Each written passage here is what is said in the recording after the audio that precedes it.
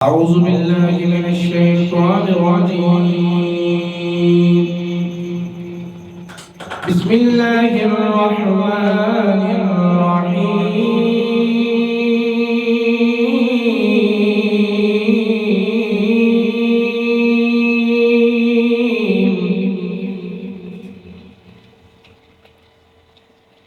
ألم نشرح لك صدرك ووضعنا عنك وزرك الذي أنقض ظهرك ورفعنا لك ذكرك. ألم نشرح لك صدرك ووضعنا عنك وزرك الذي أنقض ظهرك ورفعنا لك ذكرك ورفعنا لك ذكرك ورفعنا لك ذكرك فإن مع العسر يسرا إن مع العسر يسرا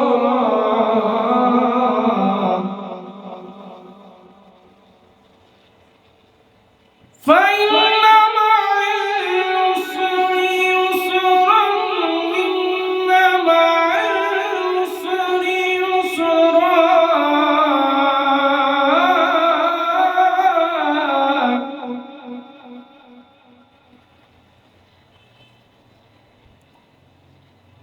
فإذا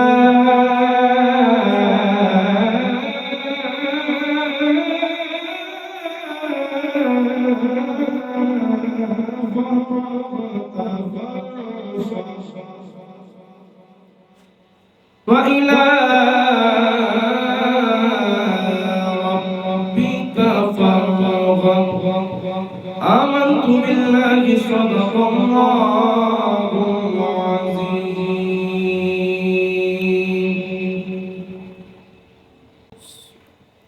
الحمدللہ رب العالمین والعاقبۃ للمتقین والصلاۃ والسلام علی سید الانبیاء والمرسلین اما بعد فاعوذ باللہ من الشیطان الرجیم بسم اللہ الرحمن الرحیم ورفعنا لک ذکرک صدق اللہ العظیم ان اللہ وملائکتہ یصلون علی النبی یا ایھا الذین آمنوا صلوا علیہ وسلموا تسلیما الصلاۃ والسلام علیک یا سیدی یا رسول اللہ وعلی آلک واصحابک یا سیدی یا حبیب اللہ بلغ العلا بکمالہ کشف الدجی بجمالہ حسنت جمیع خصالہ صلوا علیہ وآلہ وسلموا تسلیما۔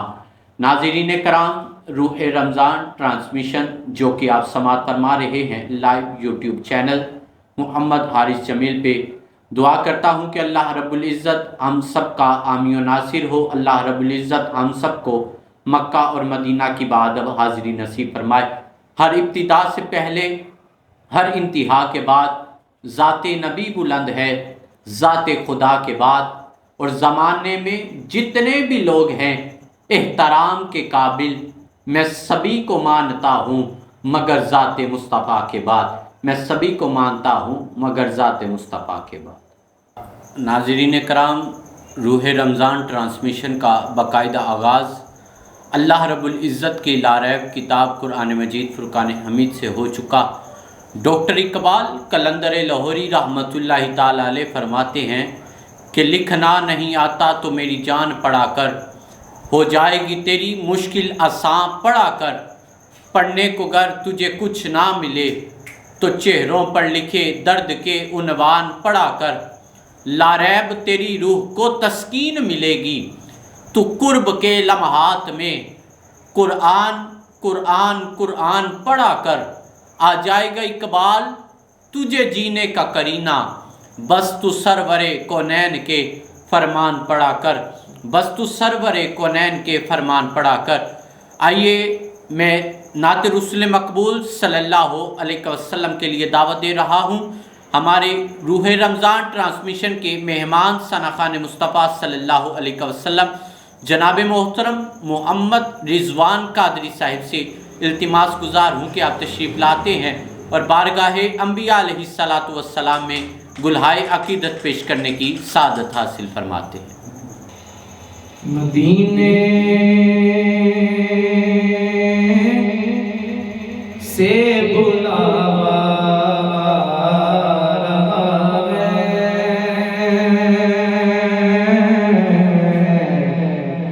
مدینے سے بلاوا رہا ہے، مدینے سے بلاوا رہا ہے، میرا دل مجھ سے پہلے جا رہا ہے، میرا دل مجھ سے پہلے جا رہا ہے،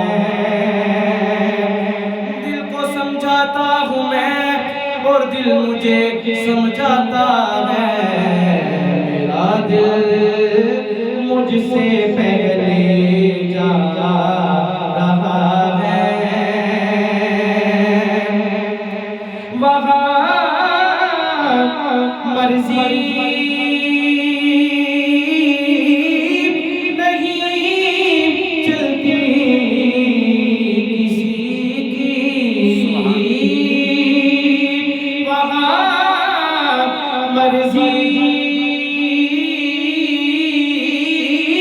نہیں چلتی کسی کی، مدینے والا ہی بلوا رہا ہے، مدینے والا ہی بلوا رہا ہے، بے اجازت وہاں نظریں اٹھا سکتا ہے کون، کون بلوائے تو وہاں جا سکتا ہے کون، مدینے والا ہی بلوا رہا ہے، مدینے والا ہی بلوا رہا ہے، کہیں گے مصطفیٰ قدموں سے لگ جا، کہیں گے مصطفیٰ قدموں سے لگ جا، درے زہرا سے ہو کر آ رہا ہے، درے زہرا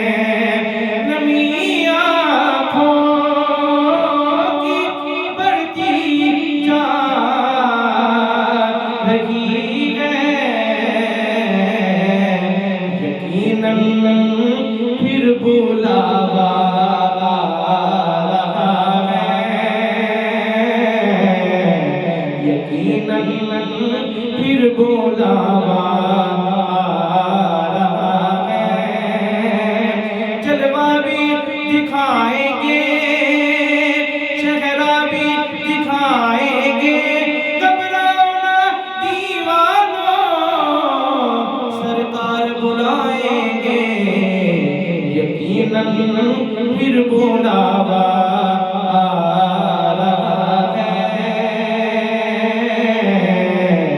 مدینے سے بلاوا آ رہا ہے،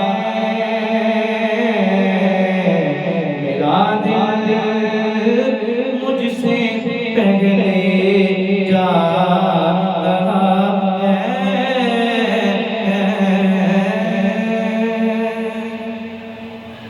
سبحان اللہ، انتہائی خوبصورت انداز کے ساتھ بارگاہ انبیاء علیہ السلام میں گلہائے عقیدت پیش کرنے کی سعادت حاصل فرما رہے تھے۔ دعا کرتا ہوں کہ اللہ رب العزت ہم سب کو جلد از جلد مدینہ اور مکہ کی باادب حاضری نصیب فرمائے، آمین ثم آمین۔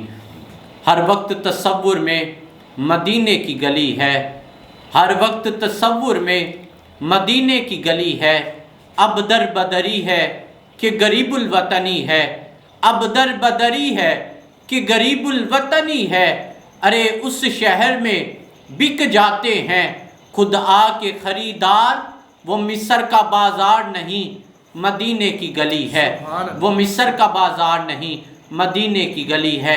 آئیے ناظرین کرام، روح رمضان ٹرانسمیشن کے دوسرے مہمان ثنا خان مصطفیٰ صلی اللہ علیہ وسلم کو آپ سب احباب کی سماعتوں کی نظر کر رہا ہوں۔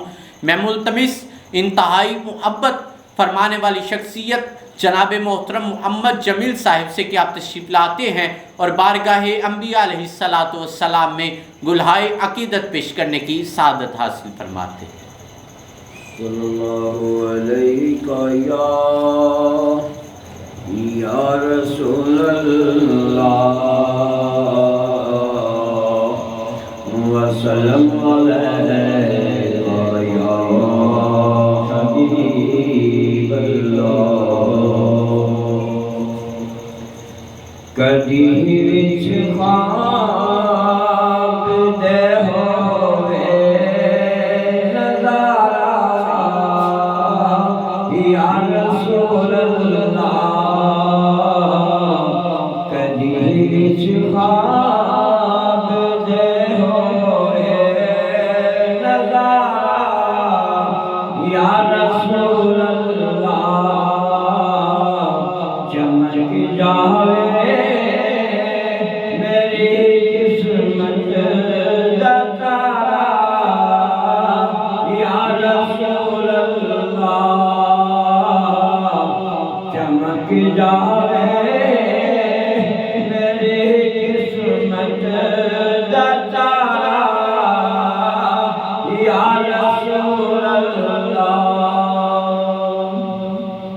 کسے نعمان دنیا تے، کسے نعمان عبادت تے،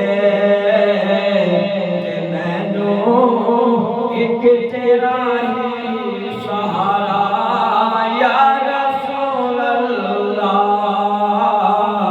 چمک جاوے میری قسمت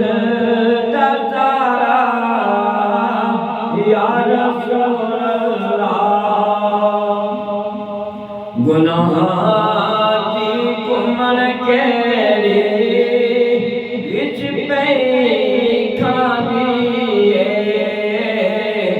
میری کشتی نو مل جائے کنارہ یا رسول اللہ، حسن ابن علی دا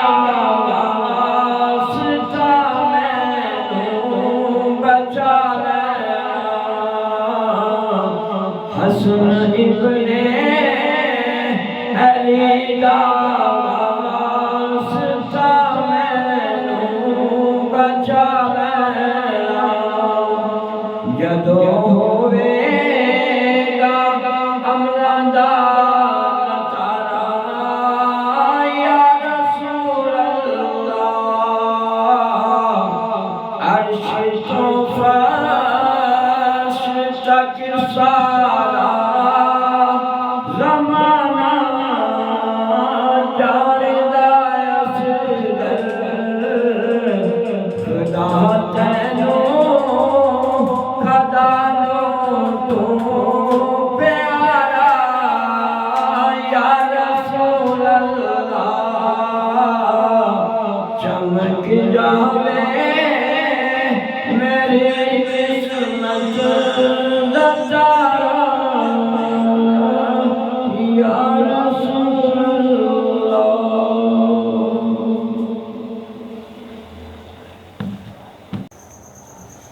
सुभान अल्लाह। नाज़रीन करام, इंतहाई खूबसूरत अंदाज के साथ नात रसूल मकबूल सल्लल्लाहु अलैहि वसल्लम से हमारे कुलूब को मुनव्वर फरमा रहे थे जनाब मोहतरम मोहम्मद जमील साहिब। दुआ करता हूँ कि अल्लाह रब्बुल इज़्ज़त आपको सेहत तंदुरुस्ती वाली ज़िंदगी अता फरमाए। क्या बताऊँ कि क्या मदीना है, क्या बताऊँ कि क्या मदीना है, बस मेरा मुद्दआ मदीना है। उसकी आँखों का नूर तो देखो कि जिसने देखा हुआ मदीना है। और उठ के जाऊं अब मैं कहाँ मदीने से, उठ के जाऊं अब मैं कहाँ मदीने से। क्या कोई दूसरा मदीना है, क्या कोई दूसरा मदीना है। और सर से लेके पाँव तक तनवीर ही तनवीर है। गुफ्तगू मेरे सरकार की कुरान की तफसीर है। सोचती तो होगी दुनिया मेरे मुस्तफ़ा को देख कर, वो मुसव्विर कैसा होगा जिसकी ये तस्वीर है, वो मुसव्विर कैसा होगा जिसकी ये तस्वीर है। आइए नाज़रीन कराम, हमारे दरमियान किसी तारुफ के मोहताज नहीं, आलम नबील फाज़िल जलील जनाब मोहतरम हज़रत अल्लामा मौलाना मुफ्ती मोहम्मद हारिस जमील कादरी साहिब आप तशरीफ़ फरमा हुए। आपको खुश आमदीद कहते हैं और आपका बेहद मशकूर हूँ कि आपने इंतहाई मसरूफियात में से वक्त निकाला और आप हमारी ट्रांसमिशन का हिस्सा बने। अल्लाह रब्बुल इज़्ज़त आपको कदम कदम पे नेकियां अता फरमाए। अल्लामा साहिब, सबसे पहले आप आज का जो मौजू है वो मेरे देखने वाले नाजरीन को भी आज इंतहाई अहम मौजू के साथ आपकी खिदमत में हाजिर हुए हैं।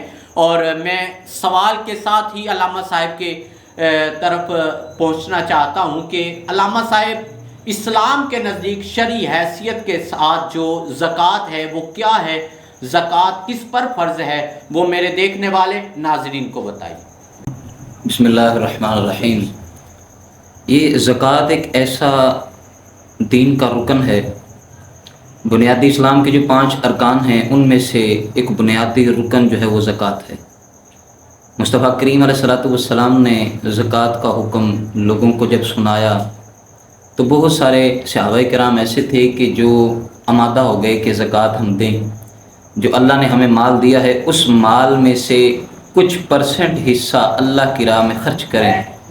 लेकिन कुछ मुनाफिकीन ऐसे थे कि जो कलमा तो पढ़ते थे लेकिन वो कलमा पढ़ने के बावजूद जब ज़कात का हुक्म आया तो मुनकिर हो गए।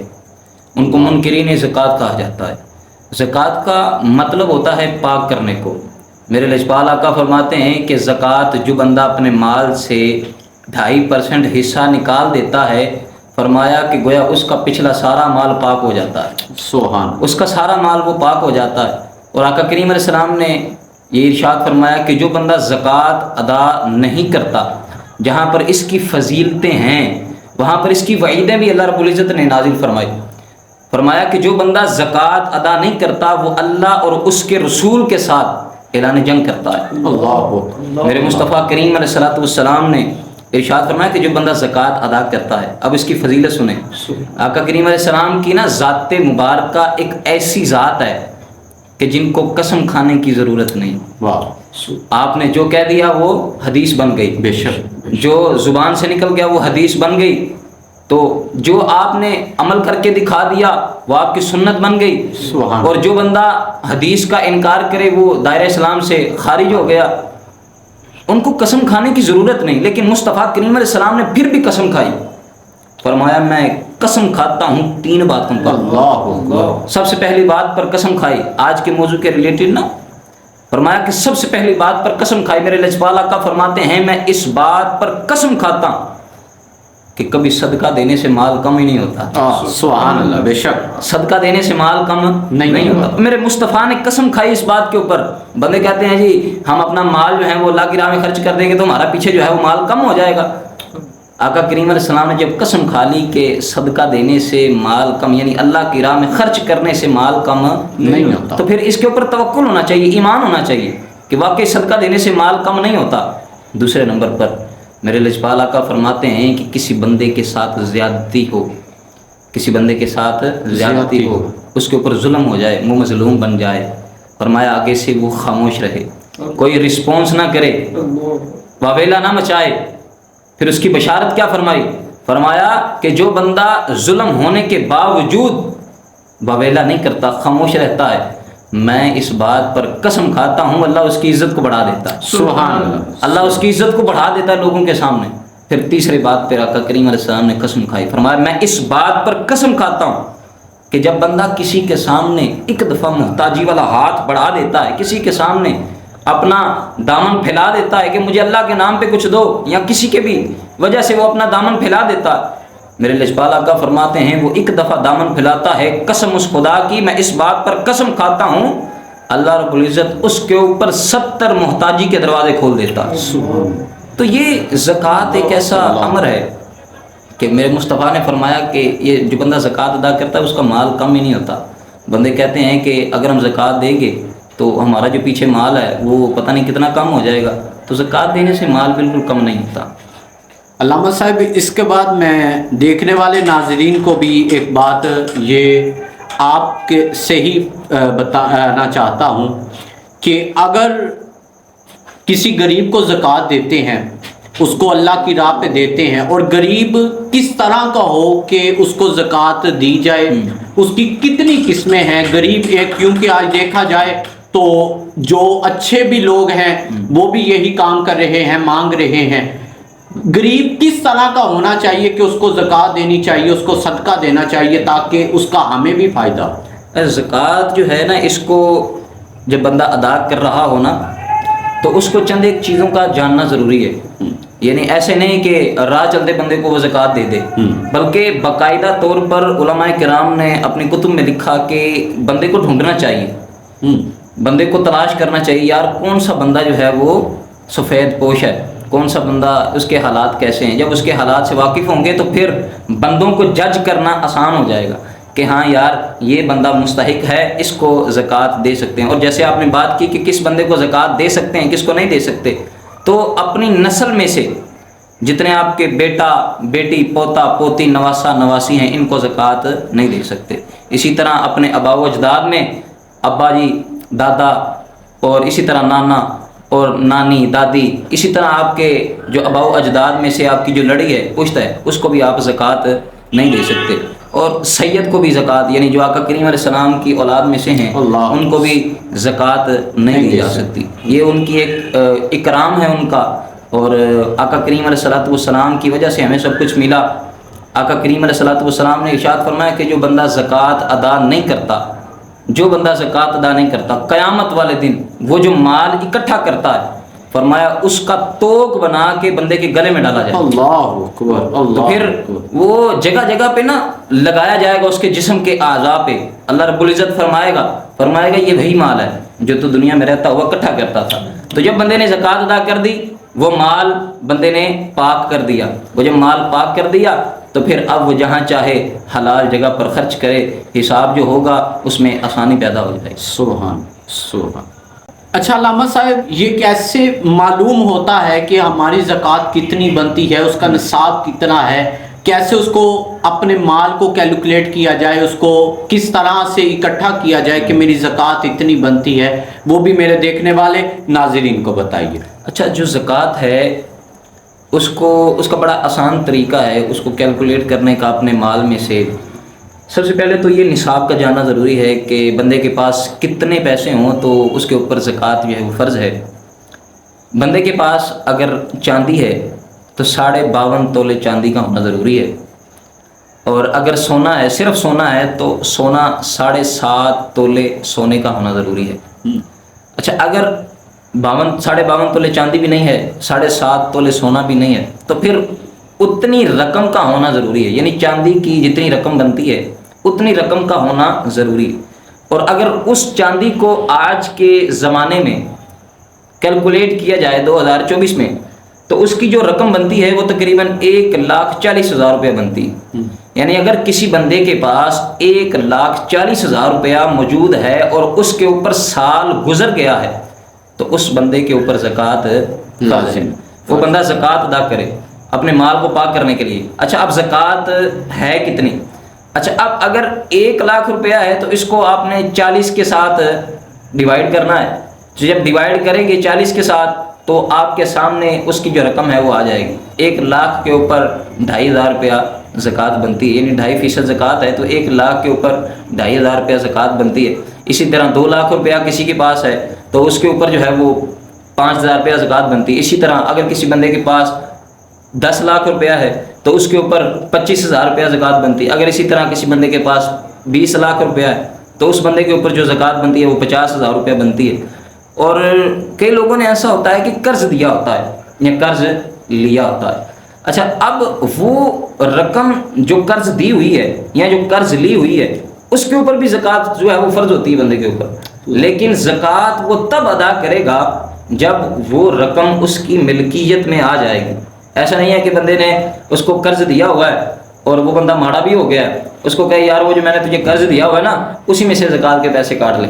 تو ایسا نہیں ہے، بندہ پہلے اپنی ملکیت میں وہ پیسے لائے گا، پھر جس کو چاہے گا، کیونکہ مالک بنانا یہ زکوٰۃ میں ایک اس کا کہہ لیں کہ بڑا اہم رکن ہے.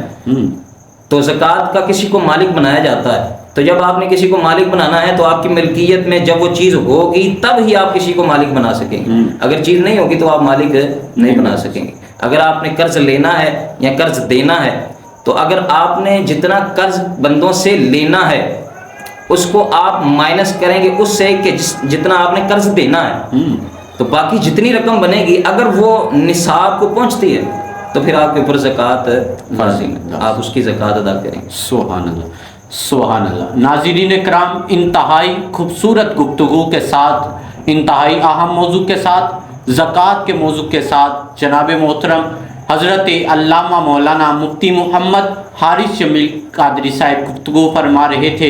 ویسے بھی اللہ رب العزت خود فرماتا ہے کہ جو بندہ میری راہ میں 1 روپیہ خرچ کرتا ہے میں اس کو اس کے بدلے دگنا عطا کرتا ہوں. اللہ رب العزت کی بارگاہ میں دعا ہے کہ خالق کائنات جل جلالہ ہم سب کو یہ توفیق عطا کرے کہ ہم اپنے مال کے اندر سے زکوٰۃ ادا کریں، اور جتنے بھی غریب ہیں، سفید پوش ہیں، ان کی زیادہ سے زیادہ اس ماہ مبارکہ کے اندر ہمیں اللہ رب العزت ان کی خدمت کرنے کی توفیق عطا فرمائے، اور اللہ رب العزت کی راہ میں خرچ کرنے کی میرا مالک ہمیں توفیق عطا فرمائے.